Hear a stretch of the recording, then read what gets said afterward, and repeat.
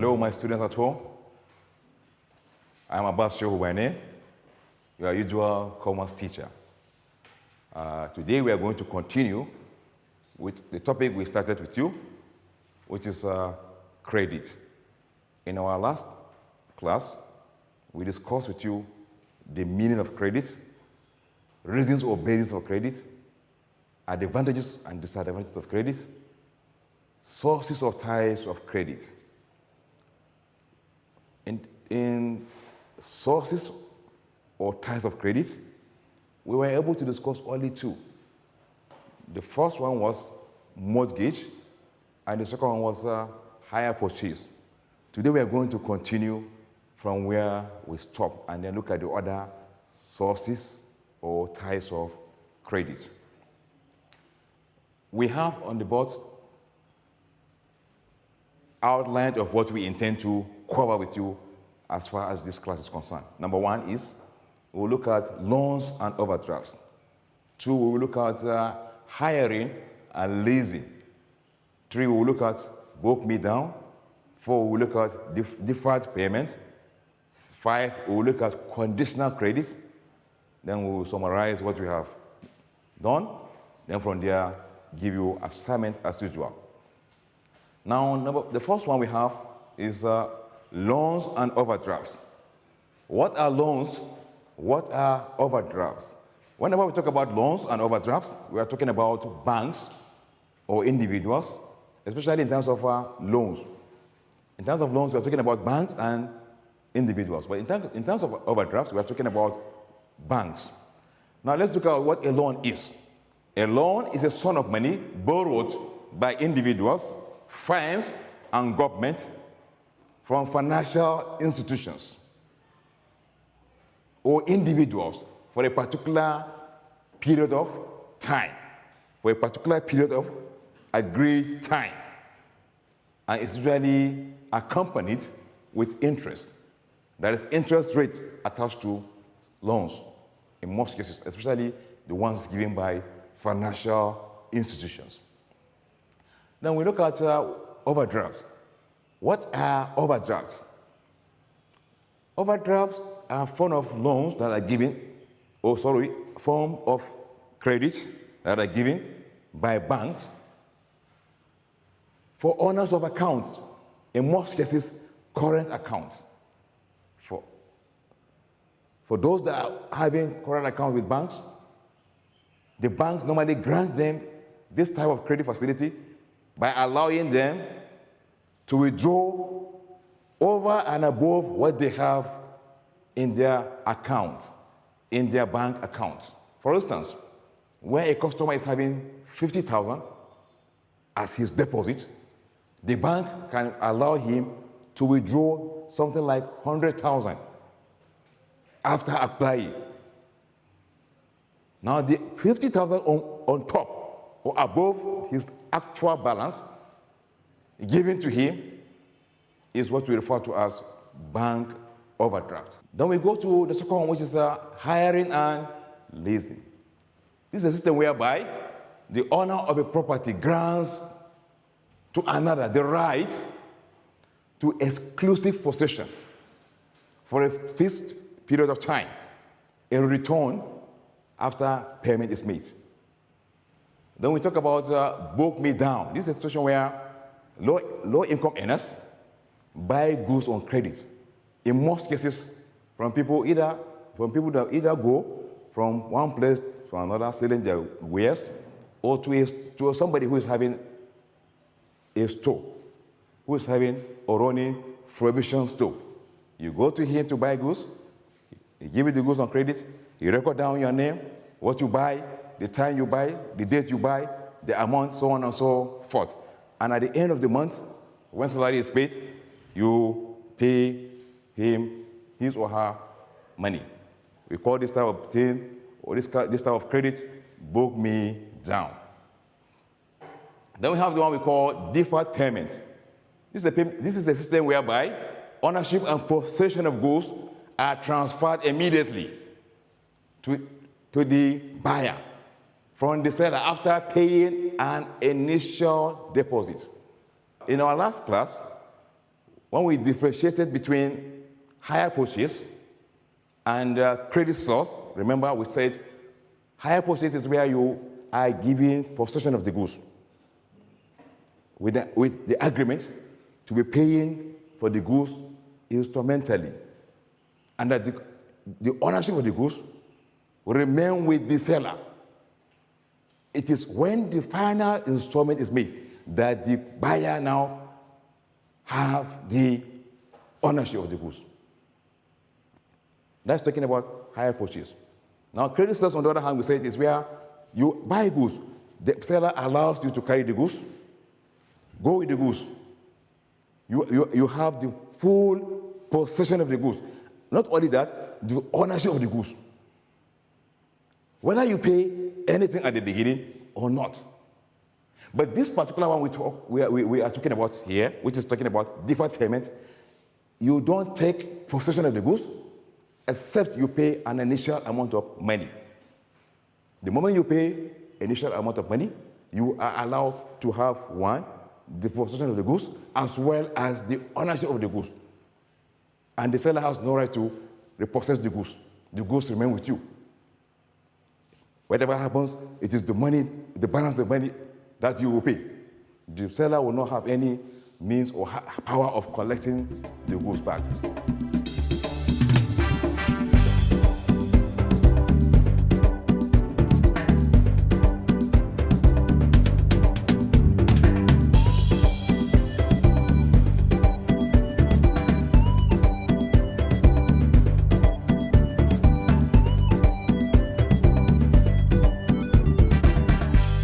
Then we now look at similarities between hire purchase and deferred payment. One, both systems of credit ensure that the buyer takes possession of the goods, whether hire purchase or deferred payment. The seller allows the buyer to have possession of the goods. Two, both accommodate instrumental payments. They both accommodate instrumental payments bit by bit. Number three, the hirer or the buyer can use and enjoy the goods in both cases.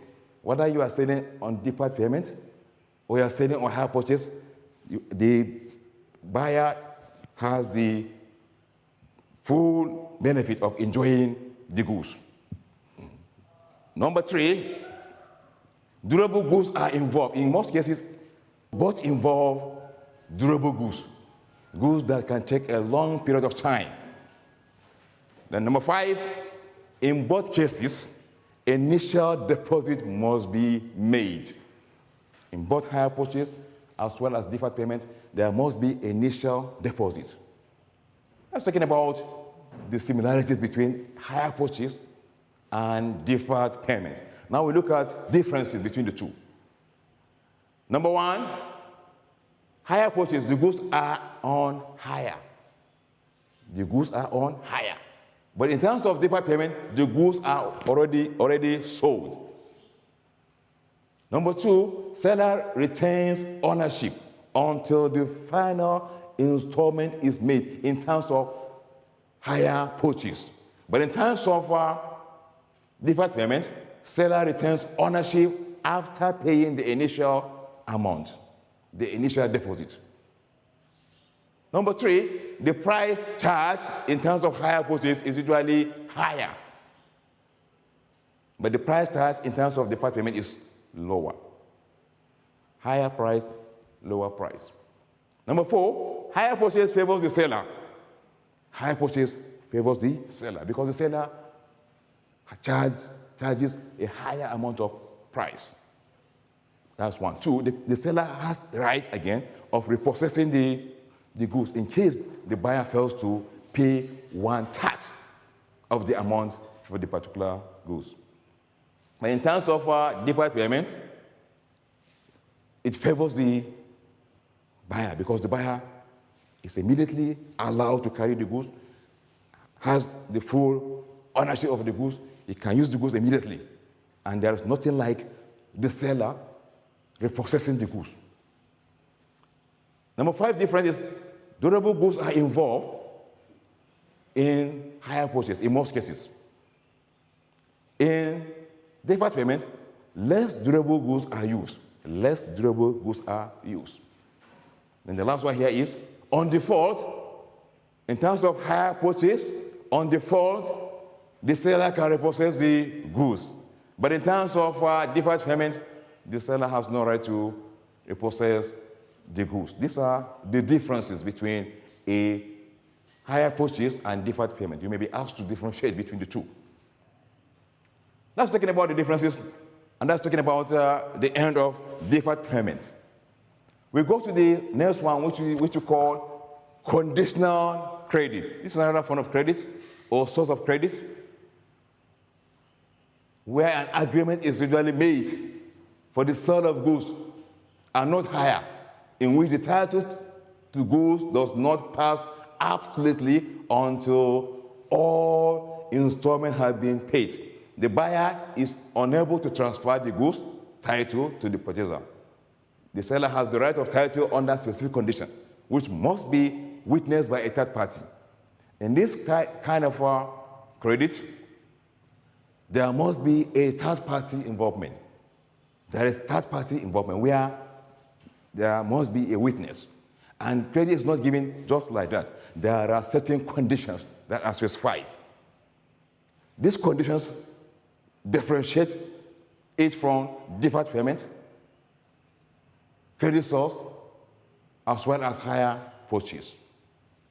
Okay, we now go to summary and see what we have been able to discuss from the beginning. Remember, we're talking about credit. Credit is our topic. And this is our second lesson. We are going to finish credit this particular class. We have discussed the following. One, source, or what you call types of credit. That's our major point of discussion. Types or sources of credit. And I mentioned that in our last class we discussed two of them only. There are many of them, we discussed only two. We discussed the first one, which is mortgage, and the second one, hire purchase. We are continuing from there. So we have loans and overdrafts as the first one that we have here, where we discussed the meanings of loans and overdrafts. And we say loans are credit given by banks and individuals, and is normally charged with interest. You are given an amount of money to be paid at a particular time in the future with interest rate. Then we talk about overdraft. So this is specifically with banks. It is only banks that normally offer this type of credit. And it is a system where a customer, a bank account holder, is allowed, in most cases, a current account holder is allowed to withdraw over and over what he has in his account. And you don't just go there to withdraw over and above what you have, except after writing application. You must write application, submit to the bank. After the bank, process the application, then they grant you the permission to go and withdraw. And it's equally accompanied with interest as the other one, which is a bank loan. You may be asked in your exams to differentiate between a bank loan and a bank overdraft. So be careful. Then we talk about hiring and leasing. So hiring and leasing is a system whereby the owner of a property grants to another the right to exclusive possession for a fixed period in return for payment. You pay an amount of money to have possession of a particular property to be used for a particular period of time. We have leasing of equipment, leasing of office space, land, so on and so forth. We talk about book me down. So this is normally a credit offered to businessmen, mostly to low-income earners. In most cases, salary earners. They sell goods on credit to them with the agreement that they will pay after receiving their monthly salaries.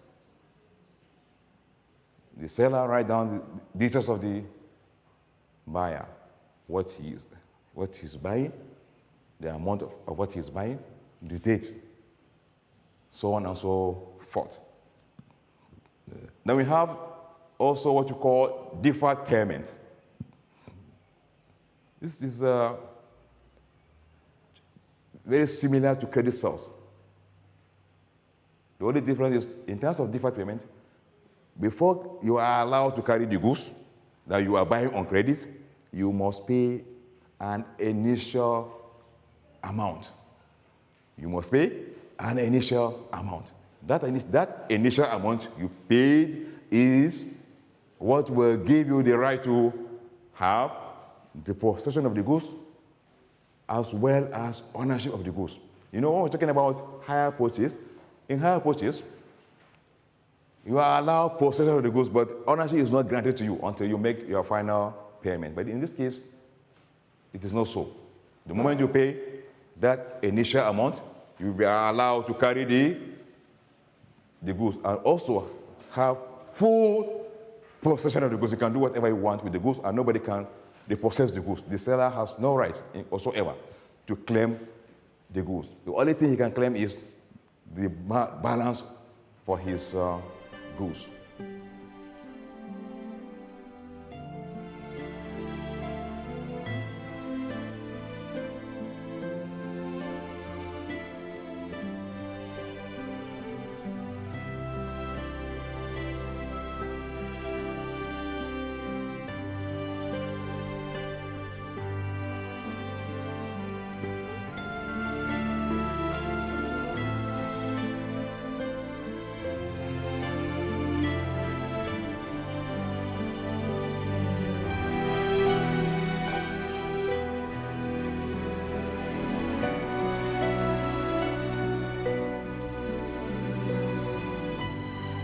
Then we equally look at similarities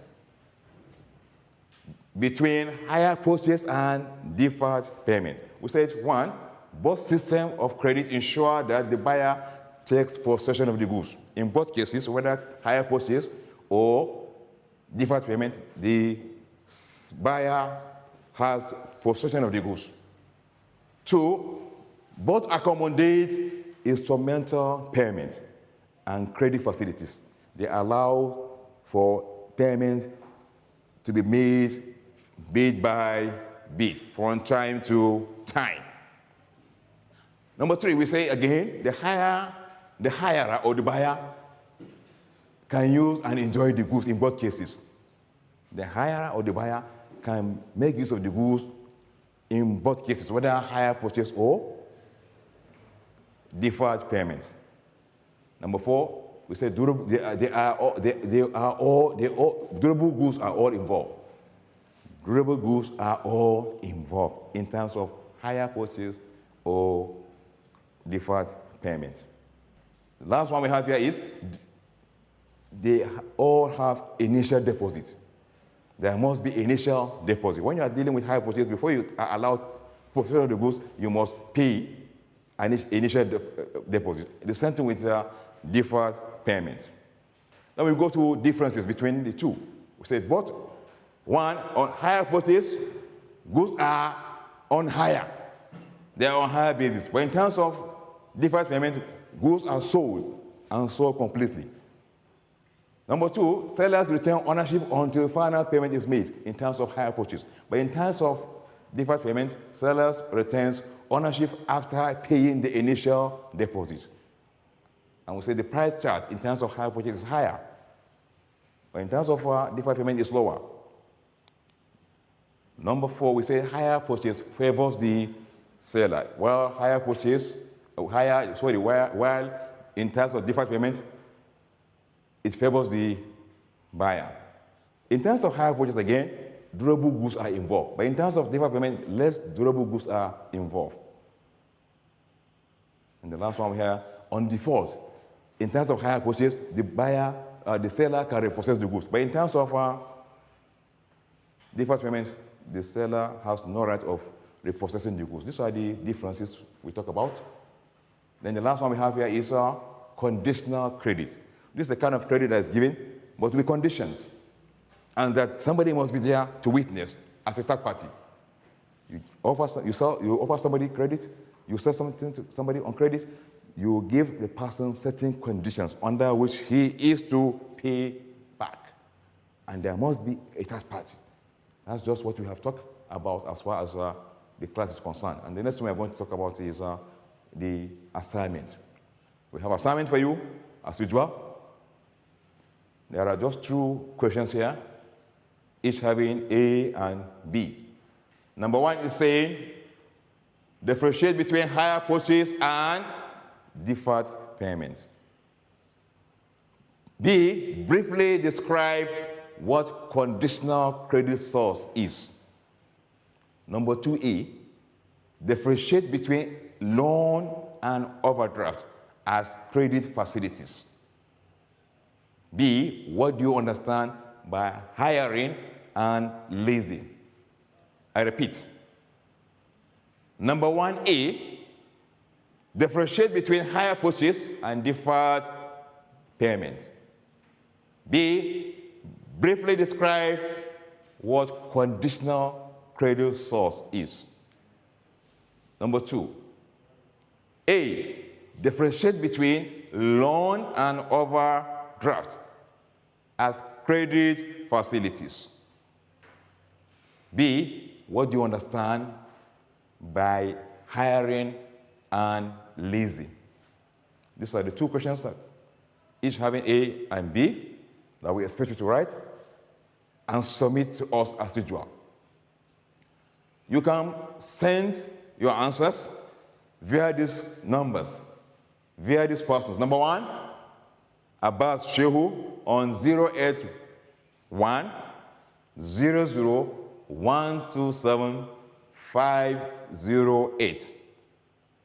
Again, Abbas Shehu 081 00 127 508. Then Yari Zakaria on 080 656 94134. Yari Zakaria on 080 656 94134. Stay home, stay safe, continue learning. See you in our next class. Have a nice time.